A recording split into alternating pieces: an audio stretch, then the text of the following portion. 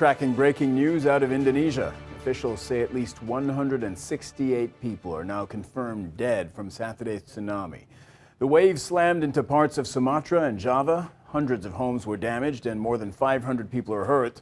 A volcanic eruption may have triggered this disaster, which caught many off guard. Now, I have to warn you, some of what you're about to see is disturbing.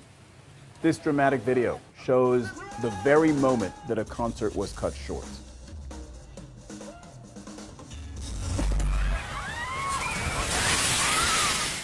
And the band on stage keeps playing, unaware of the tsunami about to strike.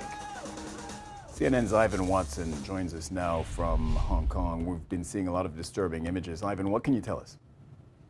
All right. Well, we believe that the cause of the earthquake, or at least Indonesian authorities say, not the earthquake, rather, the tsunami that struck at about 9:27 p.m. on Saturday night during the Christmas holiday in Indonesia, when these beach resort areas in the western island of Java are packed with Indonesian tourists, that this was caused by a volcanic eruption causing an underwater landslide.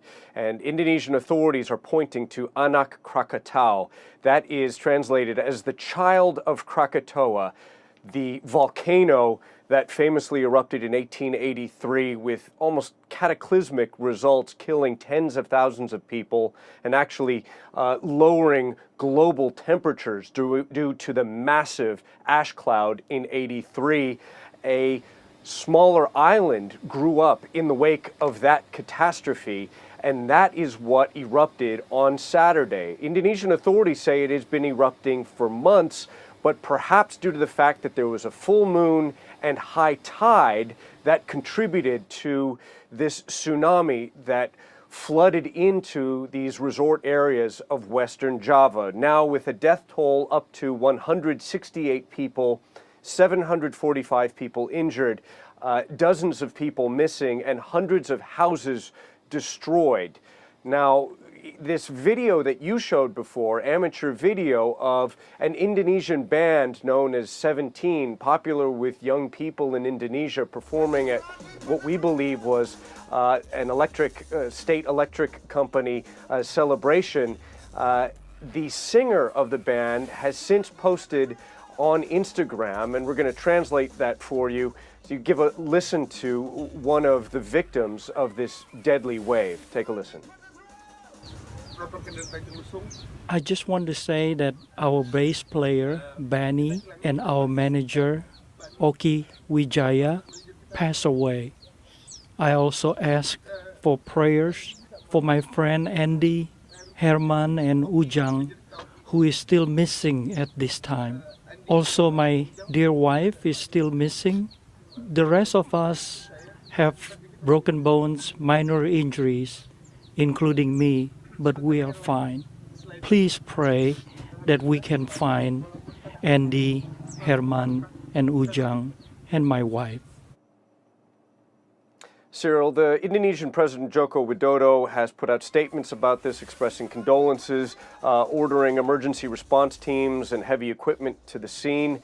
We've spoken with a spokesperson for the International Committee of the Red Cross, who says that some of one of the main roads to the area, and this is just about 3 hours drive west of the Indonesian capital, so a popular place for weekend and day trips, seems to have been damaged by the storm. One of the descriptions of the tsunami is that the wave might have been at a height of about 1.5 meters and could have gone as far as 500 meters inland, and thus the cause of all of this destruction and death. Yeah, and that explains the very high death toll, which stands at 168 people killed this hour. Ivan Watson, thank you very much. We'll talk to you again.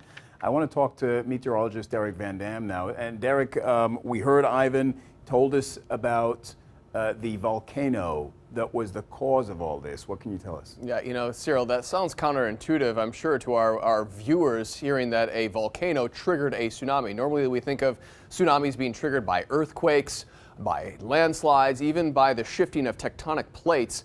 But this particular time, it was because of a volcano. So how can that happen? Get to the video, roll it behind me if you don't mind, please. And this is the volcano, the Krakatoa volcano. It erupted at 9:03 p.m., according to seismologists, and it was 24 minutes later that the wave struck the islands of Sumatra and into Java. Remember, a tsunami is formed by the displacement of water. So what took place here is actually a landslide underneath the surface of the water caused by this volcano that displaced the water around it and sent the wave, almost a shock wave in a sense, but a wall of water, onto the shorelines of these two islands. Get back to my graphics. I want to show you something rather interesting. This is the satellite imagery. There's the Krakatoa volcano, and that plume of almost red and orange that you see there, that is actually the eruption and the moment that it took place, 9:03 p.m. local time. It caused a lot of confusion as well because it was nighttime when the tsunami struck these areas. And of course, as we roll into the afternoon hours, local time into Indonesia at the moment, Jakarta is at about 2:05 p.m. in the afternoon. They are getting a first sense of really the destruction caused by this. Well, we've had several hours now of daylight to actually see this, but here's a closer perspective of Krakatoa. Again, Ivan was talking about how this erupted back in 1883. It killed over 36,000 people. Here is an explanation of what happened. The volcano erupts, a landslide, almost this displacement of water is taking place because of that sediment that has given way by the seismic eruption from the volcano. And that ultimately, Cyril, caused this widespread destruction that we're seeing this morning. Now on to the search and rescue operations. That's going to be hampered by showers and thunderstorms for the next several days for the area. Yeah, and let's see what we can find out about those search and rescue operations with my next guest, Derek Van Dam, with the natural phenomena at work behind all of this. Thank you, Derek. Right. For more, Ronnie Satria is a correspondent from CNN Indonesia. He's in one of the areas that the tsunami hit. He joins me live from Java. Ronnie, start by describing what the tsunami was like. What did you see? What did you hear? What did you experience?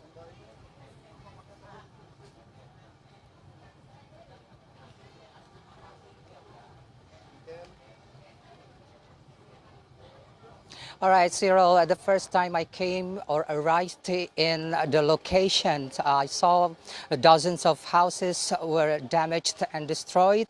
And I saw like the waves in the sea because the main street in the lands is very close to the beach, and the waves is very high.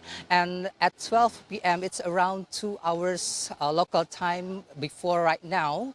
We were instructed by the local police to find a shelter in the higher place due to the high tide that possibly will also take place in this location. And my location right now is about 5 kilometers from the beach, which is very high and not really close and very safe. And a lot of people, and also the people, and also including us with the team, were panicking at the time of the alarm by the police, as or instructed us to find a place here.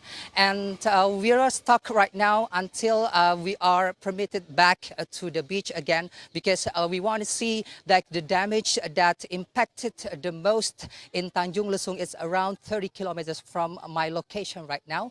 And also we want to see whether the aid from the National Disaster Agency has already been mobilized. And also we see that a lot of heavy equipment's already been mobilized, also with the personnels that clean up the muds and also the woods that also there are many covering the main street that becoming the access from the place on the beach, which is very popular for the tourist attractions here. Cyril.